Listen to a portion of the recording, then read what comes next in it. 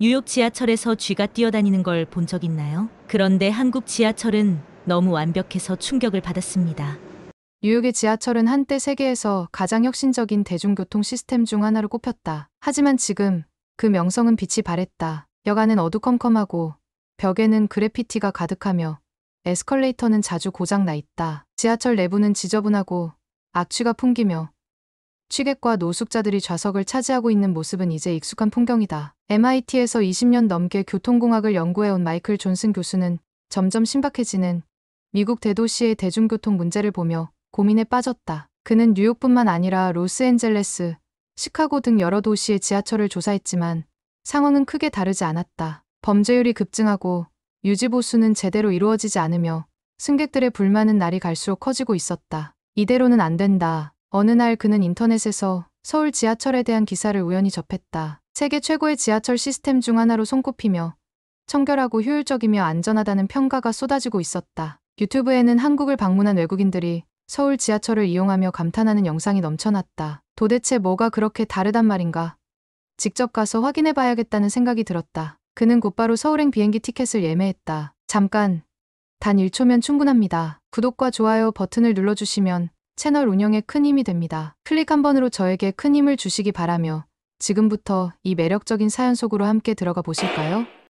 안녕하세요. 저는 MIT 공과대학에서 20년 넘게 교통공학을 연구해 오고 있는 마이클 존슨입니다. 저는 뉴욕의 지하철과 서울의 지하철을 비교하기 위해 만사를 제쳐두고 한국에 왔습니다. 한국이란 나라는 인천국제공항에 도착한 순간부터 모든 것이 달랐습니다. 깨끗한 공항 내부, 질서정연하게 움직이는 사람들, 그리고 무엇보다도 공항에서 서울 도심까지 연결된 지하철 시스템이 놀라웠습니다. 미국에서는 공항과 도심을 연결하는 대중교통이 부족해 택시나 차량 공유 서비스를 이용하는 경우가 많습니다. 하지만 한국에서는 공항에서 바로 지하철을 타고 도심까지 이동할 수 있다니 이건 정말 효율적이라고 느꼈습니다. 공항철도 개찰구 앞에 서자 먼저 눈에 띈 것은 사람들이 사용하는 교통카드였습니다. 나는 영무원에게 다가가 어떻게 표를 구매해야 하는지 물었고 그는 미소를 지으며 티머니 카드라는 것을 추천해 주었습니다. 편의점에서 쉽게 구매할 수 있고 충전해서 여러 교통수단을 이용할 수 있다니 이보다 간편할 수 있을까요?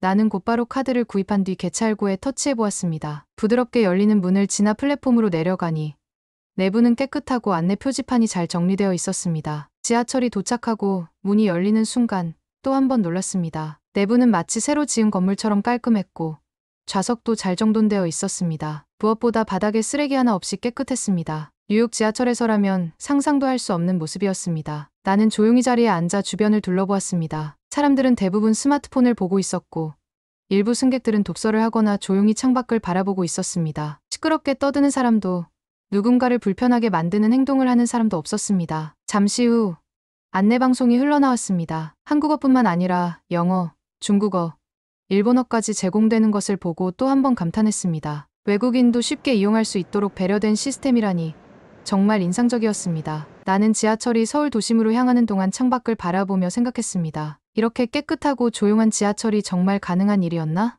공항철도는 예상보다 훨씬 조용하고 안정적이었습니다. 나는 자연스럽게 뉴욕의 지하철을 떠올렸습니다. 뉴욕에서 지하철을 탈 때면 흔들림이 심해 손잡이를 꽉 잡아야 했고 소음도 귀를 찌를 정도였습니다. 하지만 이곳에서는 마치 고급 승용차를 탄 듯한 부드러운 승차감을 느낄 수 있었습니다. 잠시 후 내 옆자리에 한 중년 남성이 앉았습니다. 그는 무언가를 열심히 보고 있었는데 내가 살짝 고개를 돌려보니 휴대전화로 뉴스를 읽고 있었습니다. 흥미로운 점은 그 뉴스가 한국어가 아니라 영어로 되어 있었다는 것입니다. 나는 호기심이 생겨 용기를 내어 말을 걸었습니다. 실례합니다. 혹시 영어 뉴스를 보고 계신 건가요? 그 남성은 살짝 놀란 듯했지만 곧 친절한 미소를 지으며 고개를 끄덕였습니다. 네.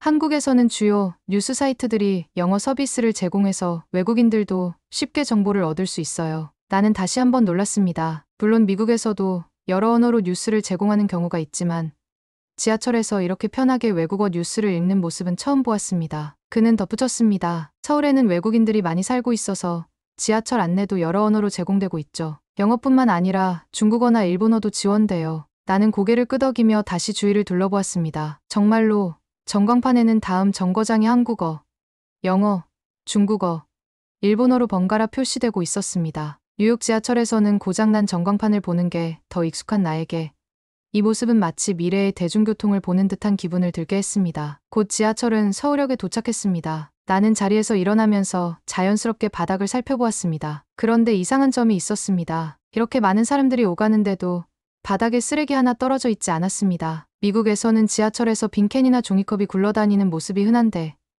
이곳에서는 그런 모습을 찾아볼 수 없었습니다. 나는 다시 한번 의문이 들었습니다. 대체 이곳 사람들은 쓰레기를 어디에 버리는 걸까? 이 작은 궁금증이 앞으로 내가 한국 지하철에서 겪게 될 더욱 흥미로운 경험의 시작이 될 줄은 꿈에도 몰랐습니다. 서울역에서 내려 다른 노선으로 환승하기 위해 이동하던 중 나는 다시 한번 한국 지하철의 정교한 시스템에 감탄했습니다. 환승 통로는 깔끔하게 정돈되어 있었고 바닥에는 선명한 안내선이 표시되어 있어 방향을 찾기가 쉬웠습니다. 심지어 에스컬레이터와 엘리베이터도 모든 승객이 편리하게 이용할 수 있도록 배치되어 있었습니다. 환승을 마치고 1호선 열차를 기다리면서 나는 또 한 가지 궁금한 점이 생겼습니다. 왜 이렇게 사람들이 조용하지? 뉴욕이나 시카고의 지하철에서는 사람들이 큰 소리로 통화하거나 음악을 스피커로 틀어놓거나 심지어 공연을 하기도 합니다. 하지만 서울 지하철에서는 승객들이 조용히 책을 읽거나 스마트폰을 보며 시간을 보내고 있었습니다. 열차가 도착하자 나는 자연스럽게 승객들의 움직임을 살펴보았습니다. 먼저 사람들이 내리는 것을 기다린 후 질서 있게 탑승하는 모습이 인상적이었습니다. 미국에서는 사람들이 먼저 타려고 서두르면서 엉켜버리는 일이 자주 발생하는데 이곳에서는 그런 혼잡함이 없었습니다. 열차 안으로 들어가니 열차의 끝부분 좌석이 비어 있었지만 아무도 앉지 않는 것을 보고 의아함을 느꼈습니다. 자세히 보니 좌석 위에 노약자석이라고 적혀 있었습니다. 나는 순간 이곳은 노약자가 없을 때 일반인이 앉아도 되는 걸까? 라는 생각이 들었지만 주변 사람들의 행동을 보고 그 이유를 알게 되었습니다. 아무리 자리가 비어 있어도 젊은 사람들은 노약자석에 앉지 않았습니다. 미국에서는 사람들이 빈 좌석을 보면 가리지 않고 앉는 것이 보통인데 이곳에서는 그저 당연한 듯 비워두고 있었습니다. 지하철이 움직이기 시작하자 나는 문 옆에 서서 주변을 살폈습니다. 그때 내 앞에 서 있던 한 중년 여성이 가방에서 무언가를 꺼냈습니다. 작은 종이 봉투였습니다. 그리고 그 안에서 조용히 귤을 꺼내더니 한 입 베어 물었습니다. 나는 순간 놀랐습니다. 한국 지하철에서는 음식물 섭취가 허용되는 걸까? 하지만 주변을 보니 아무도 신경 쓰지 않는 듯했습니다. 다만 그녀는 냄새가 강하지 않고 간단히 먹을 수 있는 과일을 조용히 먹고 있었습니다. 열차가 다음 역에 멈추자 문이 열리면서 한 무리의 승객들이 탑승했습니다. 그중 한 젊은 남성이 헐레벌떡 뛰어들어오더니 내 앞자리로 가서 자리에 털썩 앉았습니다. 그의 숨소리가 거칠었고 땀방울이 이마에 맺혀 있었습니다. 나는 별다른 의심 없이 그를 바라보다가 다시 창밖으로 시선을 돌렸습니다. 그런데 잠시 후 예상치 못한 상황이 벌어졌습니다. 갑자기 그 남성이 자리에서 벌떡 일어나더니 내 옆에 서 있던 중년 여성에게 말을 걸었습니다. 한국어였기 때문에 정확히 이해할 수는 없었지만 그의 표정과 몸짓에서 다급함이 느껴졌습니다. 여성이 깜짝 놀라며 가방을 움켜쥐었고 주변 승객들도 그를 주시하기 시작했습니다. 순간적으로 나는 미국 지하철에서 흔히 보던 장면이 떠올랐습니다. 뉴욕이나 시카고에서는 종종 지하철에서 승객들에게 돈을 요구하는 사람들을 볼 수 있습니다. 어떤 사람들은 정중하게 도움을 요청하지만 일부는 위협적인 태도를 보이기도 합니다. 나는 혹시라도 그런 상황이 벌어지는 것은 아닐까 긴장하며 한 발짝 뒤로 물러났습니다. 하지만 내 예상은 완전히 빗나갔습니다. 그 남성은 중년 여성과 몇 마디를 나눈 후 자리로 돌아가 앉았습니다. 그리고는 바닥을 응시하며 깊이 한숨을 내쉬었습니다. 주변 승객들도 별다른 반응 없이 다시 각자의 일에 집중하는 듯했습니다. 나는 궁금증이 생겼습니다. 방금 무슨 일이 있었던 걸까? 몇 분 후 나와 가까운 자리에 앉아있던 한 젊은 여성이 나를 바라보더니 조용히 영어로 설명해 주었습니다. 그분이 지갑을 잃어버렸대요. 방금 전에 내리신 어떤 승객이 실수로 가져간 것 같다고 하더라고요. 나는 순간 놀라지 않을 수 없었습니다. 지갑을 잃어버렸다고? 그런데 왜 아무도 동요하지 않는 거지? 뉴욕이었다면 누군가 지갑을 도둑 맞았다고 하면 즉시 경찰을 부르거나 소란이 일어났을 것입니다. 하지만 이곳 사람들은 침착했고 심지어 그 남성조차 흥분하지 않고 해결 방법을 찾고 있는 듯 보였습니다. 나는 지갑을 잃어버린 남성을 다시 쳐다보았습니다. 그는 여전히 깊은 한숨을 쉬고 있었지만 당황하거나 크게 소란을 피우지는 않았습니다. 곧이어 그는 주머니에서 휴대전화를 꺼내더니 무언가를 검색하기 시작했습니다. 몇 초 후 그는 지하철 객실 한쪽에 부착된 안내문을 보고는 곧장 전화를 걸었습니다. 나는 그제야 그 안내문을 자세히 살펴보았습니다. 거기에는 지하철 유실물 센터라는 문구가 선명하게 적혀 있었고 지갑이나 가방, 기타 분실물을 신고하는 방법이 상세히 안내되어 있었습니다. 그리고 놀랍게도 해당 기관의 전화번호뿐만 아니라 카카오톡 같은 메시지 앱으로도 실시간 문의가 가능하다는 점이 눈에 띄었습니다. 나는 순간 감탄하지 않을 수 없었습니다. 뉴욕 지하철에서도 분실물 센터가 있긴 하지만 대부분의 경우 지갑을 잃어버리면 되찾기가 어려웠습니다. 신고 절차도 복잡하고 시간이 오래 걸리기 때문에 지갑을 분실한 승객들은 대부분 체념하고 포기하곤 했습니다. 하지만 한국에서는 단 몇 분 만에 간편하게 신고할 수 있는 시스템이 마련되어 있었습니다. 나는 호기심이 생겨 그 남성에게 말을 걸었습니다. 실례합니다. 방금 지갑을 잃어버리셨다고 들었는데 괜찮으신가요? 그는 나를 보더니 미소를 지으며 고개를 끄덕였습니다. 네, 괜찮아요. 방금 신고를 했어요. 한국 지하철에서는 대부분의 분실물이 빠르게 회수되거든요. 나는 그의 말이 믿기지 않았습니다. 정말요? 뉴욕에서는 지갑을 잃어버리면 찾기가 거의 불가능한데요. 그는 가볍게 웃으며 대답했습니다. 여기선 시스템이 잘 갖춰져 있어서 분실물 신고만 해도 찾을 확률이 높아요. 그리고 보통 승객들이 잃어버린 물건을 그냥 놔두거나 영무원에게 맡기는 경우가 많아요. 실제로 저도 예전에 핸드폰을 놓고 내린 적이 있는데 1시간 만에 찾았어요. 나는 순간 충격을 받았습니다. 뉴욕이었다면 1시간은커녕 단 몇 분 만에 도난당했을 가능성이 컸을 것입니다. 이곳에서는 누군가의 분실물을 가져가는 것이 아니라 되찾을 수 있도록 돕는 문화가 자리 잡고 있다는 사실이 놀라웠습니다. 나는 창밖을 바라보며 생각에 잠겼습니다. 이곳에서는 단순히 교통 시스템이 잘 정비되어 있는 것이 아니라 사람들의 의식 자체가 다르구나. 그러나 내가 한국 지하철에 대해 감탄하는 것도 잠시, 곧 또 다른 사건이 나를 놀라게 만들었습니다. 이번에는 단순한 문화적 차이를 넘어 한국 사회의 깊은 배려심을 느끼게 해준 일이었습니다. 나는 여전히 충격을 받은 상태로 창밖을 바라보며 생각에 잠겼습니다. 미국에서는 깨끗한 환경을 유지하기 위해 수많은 감시 카메라와 벌금 제도를 운영하지만 여전히 거리에는 쓰레기가 넘쳐납니다. 그런데 한국에서는 굳이 강한 규제가 없어도 사람들이 자발적으로 질서를 지키고 있었습니다. 그때 맞은편에 앉아있던 한 노인이 자리에서 천천히 일어나셨습니다. 그는 지팡이를 짚고 있었고 조금은 힘겹게 균형을 잡으며 출입문 쪽으로 걸어가고 있었습니다. 나는 반사적으로 자리에서 일어나 그를 도와드릴까 고민했습니다. 하지만 바로 그 순간 나보다도 빠르게 반응한 사람이 있었습니다. 내 옆에 앉아있던 젊은 남성이 조용히 자리에서 일어나 노인을 향해 가볍게 손짓을 했습니다. 노인은 고맙다는 듯 고개를 끄덕이며 그 자리에 앉았고 젊은 남성은 아무렇지도 않다는 듯 문 옆에 서서 지하철의 속도를 따라 균형을 잡았습니다. 나는 그 장면을 보고 다시 한번 놀랐습니다. 그 어떤 말도 필요 없었습니다. 아무런 망설임도 과장된 행동도 없었습니다. 그는 그저 너무나 자연스럽게 자리를 양보했습니다. 마치 이것이 당연한 일이라는 듯 말이죠. 뉴욕에서는 이런 일이 벌어질 때면 가끔 자리 양보를 거절하는 경우도 있고 심지어 양보를 받는 사람이 나는 아직 젊다며 불쾌해하는 일도 있습니다. 하지만 여기에서는 그 모든 과정이 하나의 자연스러운 흐름처럼 보였습니다. 나는 용기를 내어 자리 양보를 한 젊은 남성에게 말을 걸었습니다. 방금 자리 양보하신 거 정말 인상적이었습니다. 항상 이렇게 하나요? 그는 내 질문을 듣더니 어깨를 으쓱하며 웃었습니다. 그냥 당연한 일이죠. 어르신이 서 계시면 위험할 수 있잖아요. 그의 말은 짧았지만 나에게는 큰 울림을 주었습니다. 단순한 교통 시스템의 발전이 아니라 이런 작은 배려들이 모여 한국 지하철을 지금의 모습으로 만들고 있었던 것입니다. 나는 다시 한번 주변을 둘러보았습니다. 처음에는 단순히 깨끗하고 편리한 교통수단이라고만 생각했던 한국 지하철이 이제는 전혀 다르게 보였습니다. 이곳은 단순한 이동수단이 아니라 사람들이 서로를 배려하며 함께 만들어가는 공간이었습니다. 그리고 나는 깨닫기 시작했습니다. 한국 지하철의 진정한 놀라움은 기술이나 시설이 아니라 그걸 이용하는 사람들의 태도에서 비롯된다는 것을.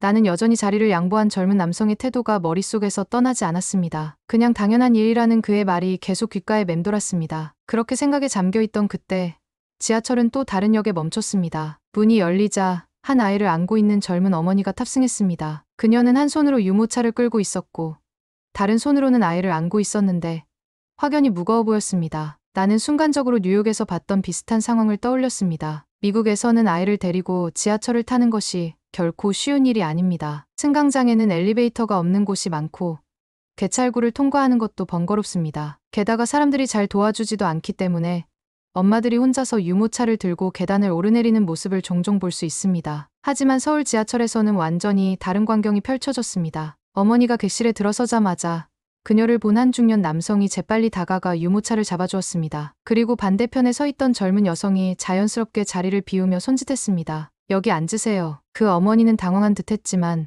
곧 감사의 인사를 하며 자리에 앉았습니다. 유모차는 출입문 근처에 안정적으로 세워졌고 아이는 엄마 품에서 조용히 잠이 들었습니다. 나는 이 짧은 순간에 벌어진 일들을 보며 다시 한번 충격을 받았습니다. 누구 하나 억지로 도와주라고 한 것이 아니었습니다. 모두가 너무나 자연스럽게 그리고 자발적으로 배려하고 있었습니다. 나는 참지 못하고 옆자리에 앉아있던 중년 여성에게 물었습니다. 한국에서는 이런 일이 자주 일어나나요? 그녀는 내 질문이 의아하다는 듯한 표정을 지으며 웃었습니다. 당연하죠. 아이를 데리고 다니는 게 얼마나 힘든데요. 나는 잠시 말문이 막혔습니다. 뉴욕에서는 이런 상황에서 도움을 받는 것이 운에 가깝습니다. 누군가가 도와줄 수도 있지만 대부분은 그냥 모른 척하고 지나갑니다. 하지만 여기서는 그런 일이 일상이었습니다. 그 순간 나는 깨달았습니다. 한국 지하철이 단순히 깨끗하고 편리한 교통수단이 아니라는 것을. 이곳은 사람들의 배려가 쌓여 만들어진 함께 살아가는 공간이라는 것을. 나는 창밖을 바라보며 깊은 생각에 빠졌습니다. 그리고 그때 이 모든 경험을 정리해줄 마지막 사건이 나를 기다리고 있었습니다.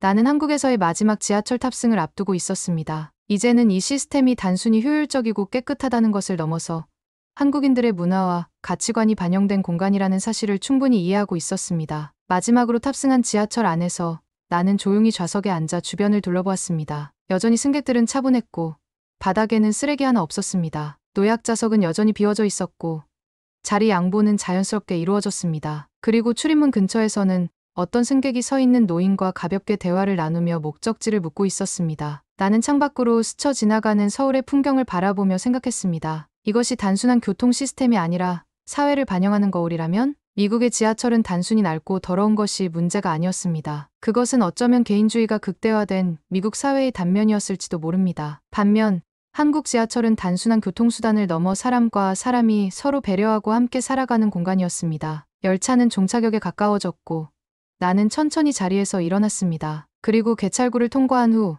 마지막으로 한 번 뒤를 돌아보았습니다. 한국의 지하철. 나는 이곳에서 단순한 편리함을 넘어서 사람 냄새를 느낄 수 있었습니다. 나는 곧 미국으로 돌아가겠지만 이제 뉴욕 지하철을 이전과 같은 시선으로 바라볼 수 없을 것 같았습니다. 나는 확신했습니다. 이곳에서 배운 것들을 나도 내 연구에 반영해야겠다. 비행기 탑승을 위해 공항으로 향하는 길. 나는 조용히 스마트폰을 꺼내 메모장을 열었습니다. 그리고 이렇게 적었습니다. 교통 시스템의 핵심은 기술이 아니라 그것을 이용하는 사람들의 태도다. 나는 공항철도를 타고 인천국제공항으로 향하면서도 한국 지하철에서의 경험을 계속 곱씹었습니다. 단순히 깨끗하고 편리한 교통수단이라는 점을 넘어 이곳에서는 사람들이 서로를 배려하며 자연스럽게 조화를 이루고 있었습니다. 비행기 탑승 수속을 마친 후 나는 잠시 공항 내부의 벤치에 앉아 있었습니다. 떠나기 전에 마지막으로 한국에서의 경험을 정리하고 싶었습니다. 나는 노트북을 꺼내 연구 메모를 정리하기 시작했습니다. 청결한 환경 쓰레기통이 없는데도 사람들이 바닥에 쓰레기를 버리지 않음. 질서 있는 승하차 먼저 내리는 사람이 다 내린 후 승객들이 타는 것이 자연스러움. 배려 문화 노약자와 임산부석을 자연스럽게 비워두고 필요할 때는 자리 양보가 즉시 이루어짐. 유실물 관리 시스템 빠르고 효율적인 분실물 신고 및 회수 절차. 다국어 서비스 외국인도 불편함 없이 이용할 수 있도록 안내 방송과 표지판이 잘 정리됨. 나는 이 메모를 보며 잠시 웃음을 지었습니다. 단순한 교통공학적인 연구가 아니라 한국 사회의 문화 자체를 분석하고 있는 내 모습을 발견했기 때문이었습니다. 비행기 탑승 시간이 다가왔고 나는 출국 게이트로 향했습니다. 비행기에 오르기 전 마지막으로 창밖을 바라보았습니다. 인천국제공항의 세련된 시설과 활기찬 서울의 모습이 한눈에 들어왔습니다. 나는 깊이 숨을 들이마시며 마지막 생각을 정리했습니다. 이건 단순한 교통 시스템이 아니다. 이건 한국 사회가 가진 집단 의식, 배려, 그리고 효율성의 집합체다. 비행기가 활주로를 따라 천천히 움직이기 시작했습니다. 나는 창문 밖을 바라보며 마지막으로 한국에서의 경험을 되새겼습니다. 뉴욕에서 출발할 때만 해도 단순히 한국의 지하철 시스템이 얼마나 좋은지 확인해 보자는 마음이었는데 이제는 그 이상의 것을 배운 기분이었습니다. 비행기가 점점 속도를 내며 이륙하자 나는 다시 노트북을 열어 정리한 메모를 바라보았습니다. 이곳에서의 경험을 단순한 여행 기록으로 남길 것이 아니라 연구와 실질적인 개선책으로 발전시키고 싶었습니다. 그때 문득 내 옆자리에 앉은 승객이 말을 걸었습니다. 혹시 한국에서 오셨나요? 나는 순간 당황했지만 이내 웃으며 대답했습니다. 아니요. 미국에서 왔습니다. 하지만 한국에서 정말 많은 걸 배웠어요. 그 승객은 흥미롭다는 듯 고개를 끄덕였습니다. 한국 지하철, 꽤 인상적이죠? 나는 그 말에 깊이 공감하며 답했습니다. 네, 솔직히 말하면 단순히 좋다는 수준이 아니라 한 사회의 문화와 가치를 반영하는 완벽한 시스템이라고 생각하게 됐어요. 그 승객은 내 말을 듣고는 빙긋 웃었습니다. 저도 미국에서 몇 년 살아봤는데 확실히 한국 지하철은 다르죠. 어쩌면 단순한 교통수단이 아니라 우리가 서로를 배려하며 살아가는 방식을 보여주는 공간일지도 몰라요. 나는 그 말에 깊이 공감하며 다시 창밖을 바라보았습니다. 비행기는 이제 구름 위로 솟아올라 한국의 도시 불빛이 점점 멀어지고 있었습니다. 나는 조용히 눈을 감고 마음속으로 다짐했습니다. 이 경험을 반드시 연구로 연결하자. 단순히 시스템을 흉내내는 것이 아니라 사람들의 태도와 문화를 반영한 새로운 대중교통 모델을 만들어야 한다. 그리고 다시 한번 메모장에 한 문장을 적었습니다. 좋은 교통 시스템이란 기술이 아니라 사람들의 태도가 만든다. 나는 깊은 만족감과 함께 노트북을 덮었습니다. 한국에서 보낸 시간은 단순한 연구 이상의 의미가 있었습니다. 그것은 한 사회가 어떻게 서로를 배려하며 살아가는지, 그리고 그것이 얼마나 큰 차이를 만들어낼 수 있는지를 직접 경험한 순간이었습니다. 비행기는 점점 고도를 높이며 태평양을 향해 나아갔고, 나는 마음속 깊이 한국에서 배운 것들을 소중히 간직하기로 했습니다. 오늘의 이야기는 여기까지입니다. 오늘의 사연이 마음에 드셨다면 구독과 좋아요 부탁드리겠습니다. 긴 이야기 끝까지 들어주셔서 진심으로 감사드리며 앞으로도 더 좋은 사연으로 여러분을 찾아오겠습니다. 시청해주셔서 감사합니다.